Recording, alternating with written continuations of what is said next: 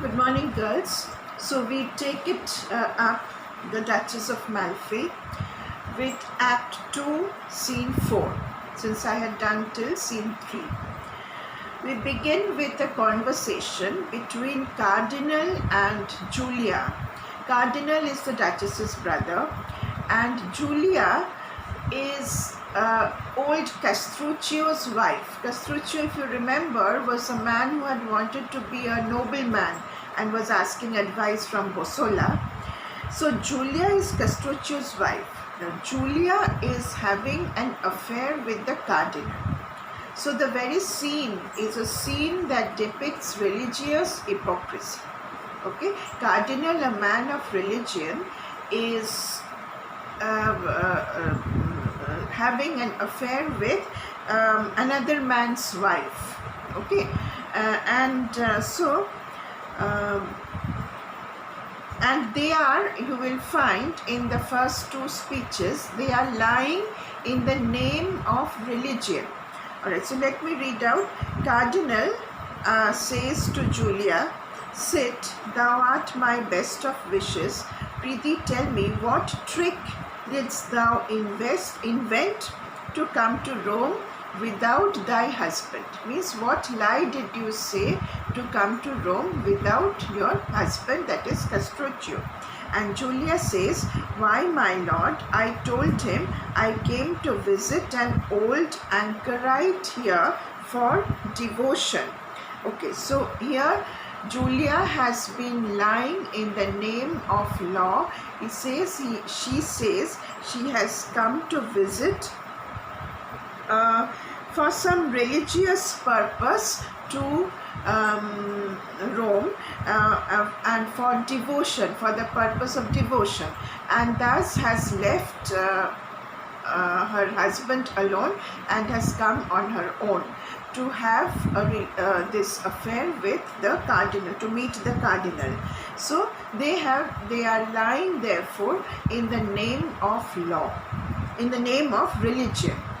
Alright, and then Cardinal says, "Thou art a witty false one, I mean to him." That means Julia is witty and false to Castruccio. "Julia, you have prevailed with me beyond my strongest thoughts. I would not now find you inconstant." So here Julia is talking about the constancy of the cardinal. "Cardinal, do not put thyself to such a voluntary torture which proceeds out of your own guilt." "Julia, how, my lord? You fear my constancy because you have approved those giddy and wild turnings in yourself." So Cardinal says, "Do not blame me of inconstancy because you yourself have been inconstant." Okay, that is, you have been a victim of giddy and wild turnings. So Julia herself has been inconstant to her husband. She should not doubt Cardinal of being inconstant just because she herself has been inconstant. "Julia, did you ever find them?" Cardinal, "Sooth, generally for women, a man might strive to make glass malleable ere he should make them fixed." Here is Cardinal's comment on women, that women must be made flexible first before they can be made fixed. But when he refers to glass being made malleable, he is actually talking about the impossibility of making glass malleable, which is associated with women. Women also cannot be made malleable or flexible. Okay, this is the nature of women that the cardinal is commenting upon. "Julia, so my lord." Cardinal, "We had need to go borrow that fantastic glass invented by Galileo the Florentine to view another spacious world in the moon and look to find a constant woman there." So here the reference is to Galileo's invention of the telescope. Galileo in Italy on the top of Mount Fasole had sat and viewed the moon from the surface of the earth with his telescope, and the reference says that maybe they can find a constant woman in the moon, meaning that it is very difficult to find a constant woman on the earth. So Julia, this is very well, my lord. Cardinal, why do you weep? Are tears your justification? The self-same tears will fall into your husband's bosom, lady, with a loud protestation that you love him above the world. Come, I love you wisely. That's jealousy, since I am very certain you cannot make me cuckold. Now here, Cardinal is saying, why are you crying when I say these words to you? Very soon you will cry on your husband's breast and protest, promise your love to him when you are found out.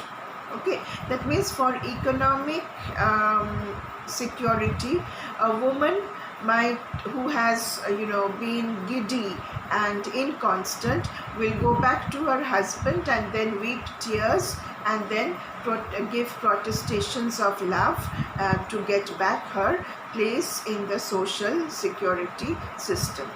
On the other hand, Cardinal says that I will love you wisely.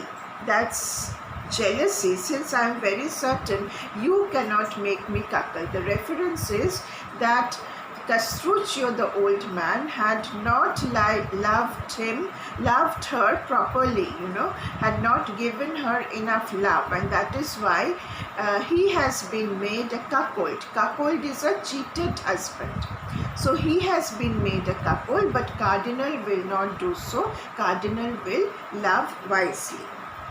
Julia, I go home to my husband. Cardinal, you may thank me, lady. I have taken you off your melancholy perch, bore you upon my fist, and showed you game, and let you fly at it. I pray thee kiss me. When thou wast with thy husband, thou wast watched like a tame elephant. Still you are to thank me. Thou hadst only kisses from him and high feeding. But what delight was that? 'Twas just like one that hath a little fingering on the lute, yet cannot tune it. Still you are to thank me. So here Cardinal is asking Julia that she ought to thank the Cardinal for showing her the right way. That is, she has taken her off her melancholy status and has shown her the right path. That is, her husband had only kissed her and had looked after her, protected her like a tame elephant. Now, protected her like a tame elephant means that Julia was not being given enough physical pleasure. An allusion to the elephant, this refers to an elephant which had been put on view in London in 1594. But here it means that Julia was not sexually satisfied by her husband as she is by the Cardinal. And like the tame elephant, she was watched but not put to work or used. Okay, so she was not given the physical pleasures that a husband ought to give his wife, and therefore she should thank the Cardinal because the Cardinal has given her sexual pleasures. Okay, that means, how is that referred to? Little fingering on the lute.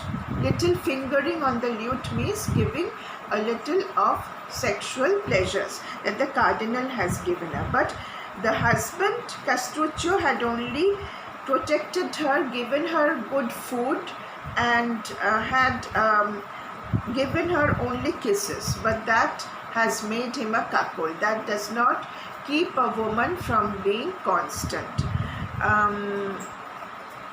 So that is why Cardinal says you are to thank me. Julia, you told me of a piteous wound in the heart and a sick liver when you wooed me first and spake like one in physic. Now Julia blames the Cardinal, that the Cardinal, when he had wooed Julia, had talked about being lovesick.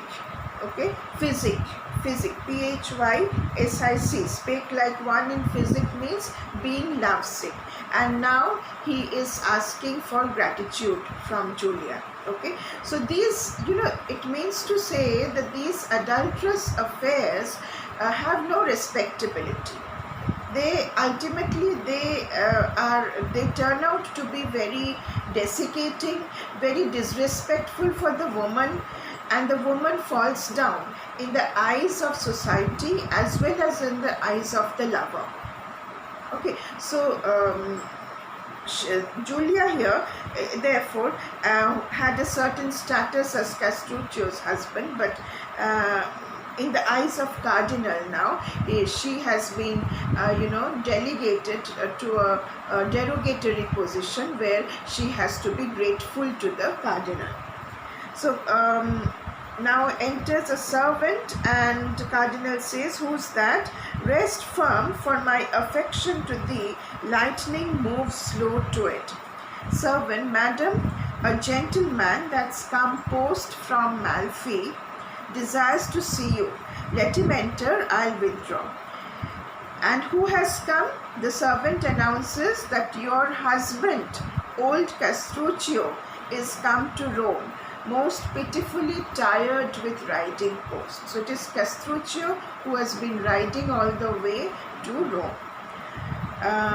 The servant exits, and Delio enters. Delio is a gentleman, Signor Delio, and he is one of Julia's old suitors. Okay, so Delio says, "I was bold to come and see you." Julia says, "Sir, you are welcome." Delio, "Do you lie here?" Julia, "Sure, your own experience will satisfy you. Know our Roman prelates do not keep lodging for ladies." Delio, "Very well, I have brought you no commendations from your husband, for I know none by him." Julia, "I hear he has come to Rome." Delio says, "I never knew man and beast, of a horse and a knight, so wary of each other. If he had had a good back, he would have undertook to have borne his horse. His breech was so pitifully sore." So he's referring to Castruccio, who is who is a knight. Okay, and horse and knight have become extremely tired. They are so tired that if Castruccio had a good back, possibly he would have borne his horse. Now, this reference to the extreme tiredness of Castruccio riding the horse is actually an allusion to Castruccio's impotency and his incapability as a horseman. Okay, so all these things are pointing to the reasons for Julia's, diversion. And Julia, "Your laughter is my pity." Delio, "Lady, I know not whether you want money, but I have brought you some." "From my husband?" "No, from mine own allowance." "I must hear the condition, ere I bound to take it." "Look on it, it is gold. Hath it not a fine colour?" "I have a bird more beautiful." "Try the sound on it. A lute string far exceeds it. It hath no smell, like cassia or civet. Nor is it physical, though some fond doctors persuade us. See that in Callisis. I tell you, this is..." So here, what is happening is Delio is trying to bribe Julia with some money, gold, because he wants to find out, just as Bosola wants to find out what the Duchess is doing and who is her husband. Similarly, uh, Delio wants to find out what Julia is doing with the cardinal, and also wants to know about the next movements of the cardinal through Julia. That is why he's trying to bribe Julia. Okay, and Julia is rejecting the bribe more or less. So, enter servant, your husband's come, hath delivered a letter to the Duke of Calabria, that to my thinking had put him out of his wits. The servant exits. Julia says, Sir, you hear, pray let me know your business and your suit as briefly as can you. Delia, with good speed, I would wish you at such time as you are non-resident with your husband, my mistress. Julia, Sir, I'll go ask my husband if I shall, and straight return your answer. So Delio proclaims Julia as her mistress when she is not residing with her husband, and Julia says that she will ask her husband and then return the answer. You see, here Delio's motives are unclear. Why Delio says that he is going to use Julia as her mistress, except the fact that he wants to find out what she is doing with the cardinal, and what the cardinal's next moves are. So all this, not being with the husband in this kind of Jacobean scenario gives rise to questions, and gives rise to allegations, and gives rise to talk, and gives rise to disrespectfulness. Alright, and Delio says, very fine. Is this her wit or honesty that speaks thus? I heard one say the Duke was highly moved with a letter sent from Malfi. I do fear Antonio is betrayed. How fearfully shows his ambition now, unfortunate fortune. Here Delio is talking about Antonio, that Antonio has fallen into some kind of a pitfall. They pass through whirlpools, and deep woes do shun, who the event way ere the actions done. Here Delio's assumption is that Antonio's ambition was a factor behind the marriage to Duchess, and that is at odds with what Antonio says and does during the time when he was wooing the Duchess. Okay, so it is Antonio's ambition which has partly also led him to the marriage, and is now the reason for the pitfall that he is in. So this scene, Act 2, Scene 3, Scene 4 ends with this comment on Antonio.